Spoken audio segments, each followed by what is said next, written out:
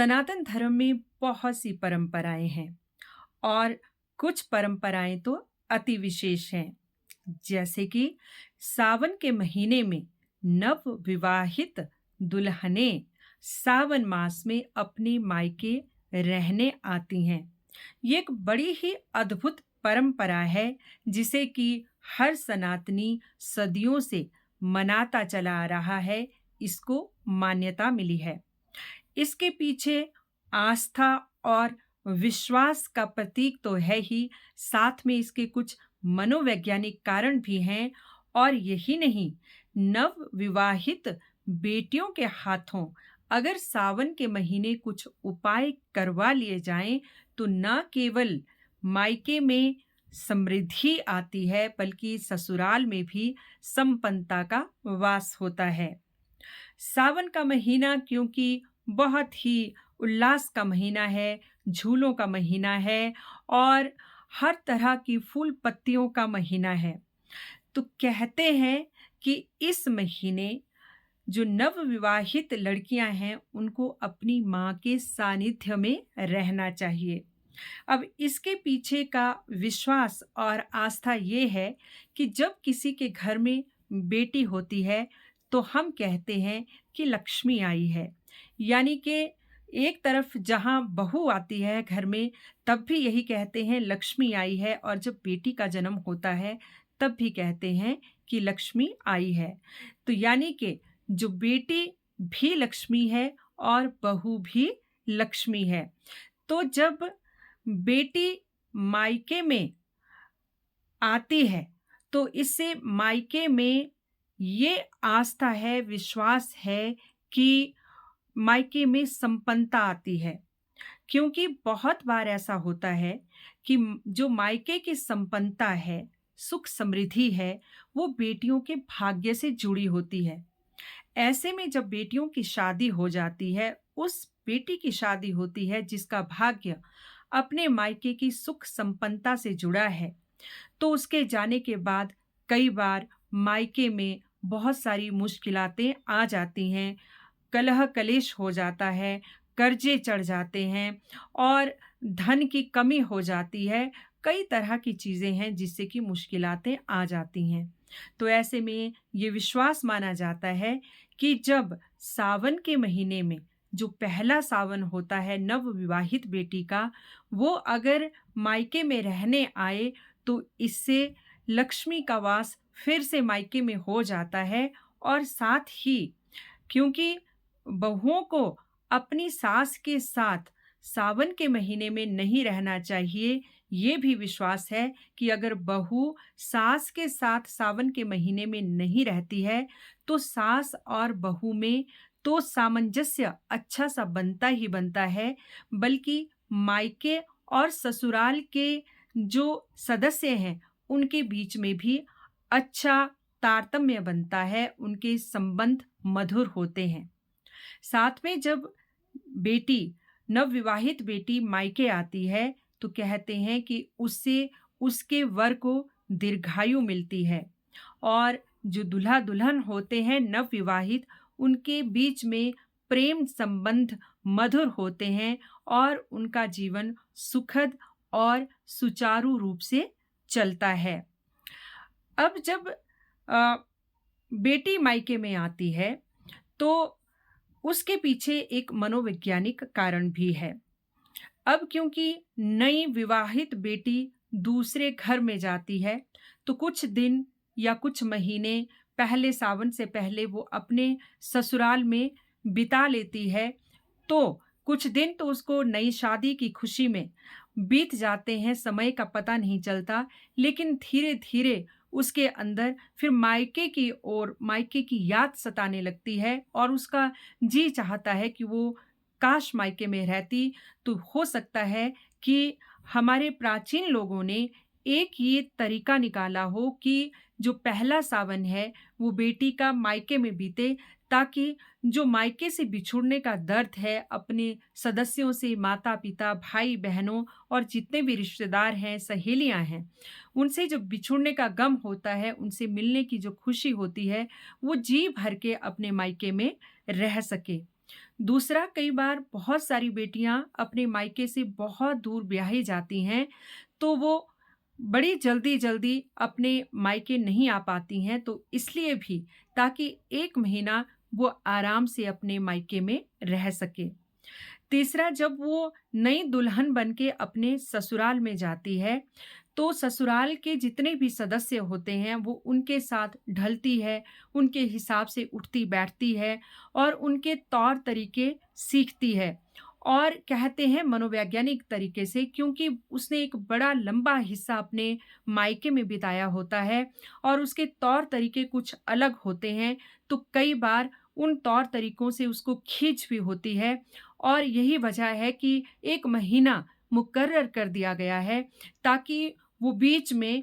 अपने मायके आए, ताकि अगर उसे सामंजस्य बिठाने में ससुराल में कुछ मुश्किल हो रही हो, तो कुछ दिन वो वहाँ रहे और उन चीज़ों को रिकॉल करे, समझे और दोबारा जब वो अपने ससुराल जाए, तो एक नई ऊर्जा के साथ जाए, एक नई एहसास के साथ जाए और फ़र्क महसूस करे कि अब वो उसे दूसरे परिवार में रहना है, तो उनके तौर-तरीके भी अपनाने हैं। जबकि ससुराल वालों को भी जो नई लड़की आती है, बहू आती है, उसके साथ तारतम्य बिठाना होता है और उनको भी 1 महीने का समय मिलता है कि बहू अब उनके बीच में नहीं है, तो उसके होने या ना होने से उन्हें क्या फ़र्क पड़ रहा है। उन्हें भी मौका मिलता है, समय मिलता है ये सोचने का कि वो बहू के साथ किस तरह से व्यवहार कर रहे हैं, बहू के साथ किस तरह से एडजस्ट होना है और उन्हें भी समय मिलता है बहुत सारी बातें अपने मेंबर्स के बीच में जो ससुराल के लोग होते हैं, उन्हें बातचीत करने का, तो ये भी इसका एक मनोवैज्ञानिक महत्व है। अब ऐसे क्या उपाय किए जाएँ कि जो बेटी पहले सावन में मायके में आए, तो उससे ऐसे क्या उपाय किए जाएँ कि मायके में सुख समृद्धि का वास हो? तो पहले उपाय के अनुसार कि जिस दिन नवविवाहित बेटी पहले दिन सावन के घर में आए, उस दिन उससे तुलसी का पौधा लगवाएँ और जब तक वो अपने मायके में है, तब तक रोज़ शाम को तुलसी के पौधे के आगे उससे दिया जलवाएँ और उससे कहें कि वो अपने मायके की सुख समृद्धि के लिए प्रार्थना करे। और नंबर 2 उपाय, अगर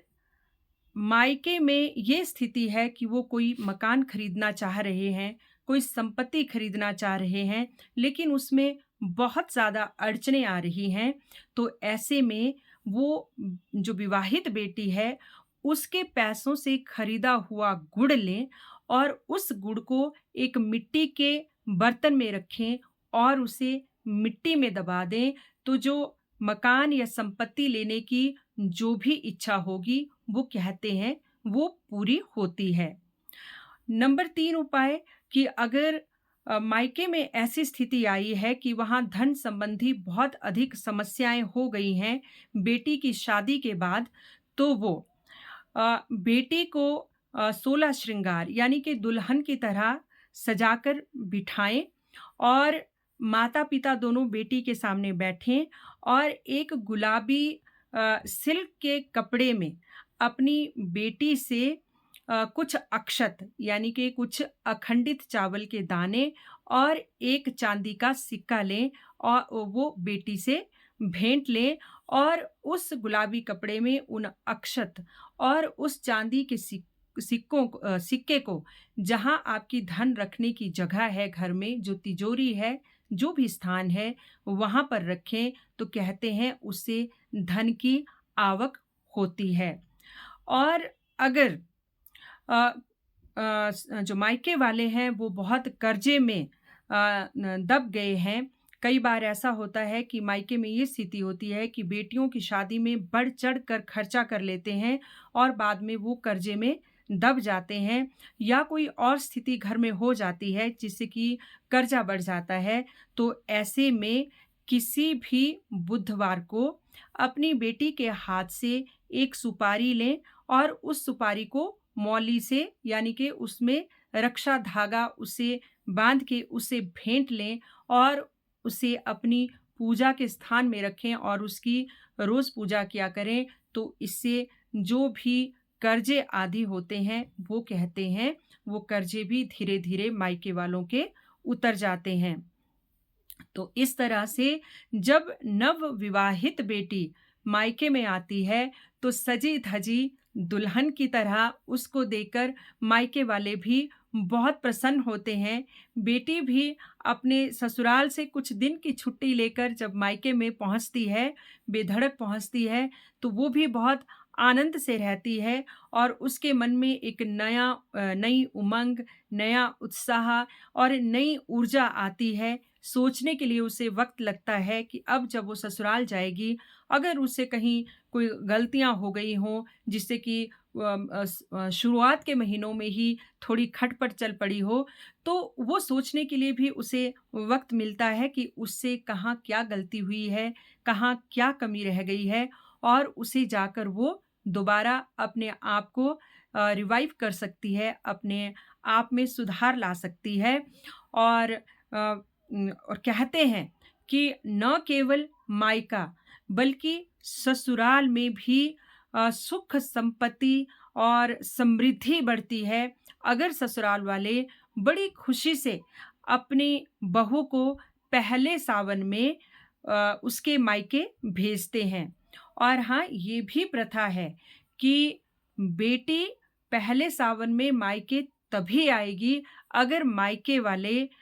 उसके ससुराल में बेटी को आने के लिए न्योता देते हैं, निमंत्रण देते हैं क्योंकि वो अब बेटी को लक्ष्मी के रूप में अपने पास बुला रहे हैं और इससे उनके घर में सुख समृद्धि का वास होता है। तो सावन में बेटियाँ नवविवाहित बेटियाँ ससुराल आती हैं, इसका महत्व तो आपने जाना ही जाना। साथ में जो अविवाहित कन्याएँ हैं, वो भी सावन में अगर हाथों में मेहंदी रचाती हैं, तो कहते हैं उनकी जल्द शादी होती है, जल्द शादी का योग बनता है और मनचाहा उनको वर मिलता है। और यही नहीं, जो विवाहित स्त्रियाँ हैं, वो सज-धज कर सावन के महीने में गौरी पूजन करती हैं और लंबे अपने सुहाग की लंबी आयु के लिए माँ गौरी से प्रार्थना करती हैं और मनोवांछित फल पाती हैं। हालाँकि बहुत सारे लोग इन प्रथाओं को नहीं मानते, ये एक व्यक्तिगत मामला हो सकता है, लेकिन आम तौर पे जो विश्वास और जो आस्था है, ऐसे में नवविवाहित दुल्हनें अपनी शादी के बाद पहले सावन में अपने मायके आती ही आती हैं। ससुराल वाले भी खुशी से भेजें और मायके वाले भी निमंत्रण दें, तो ससुराल और मायका दोनों पक्ष में सुख समृद्धि का वास होता है। आज के लिए इतना ही। जय सनातन, जय हिंद।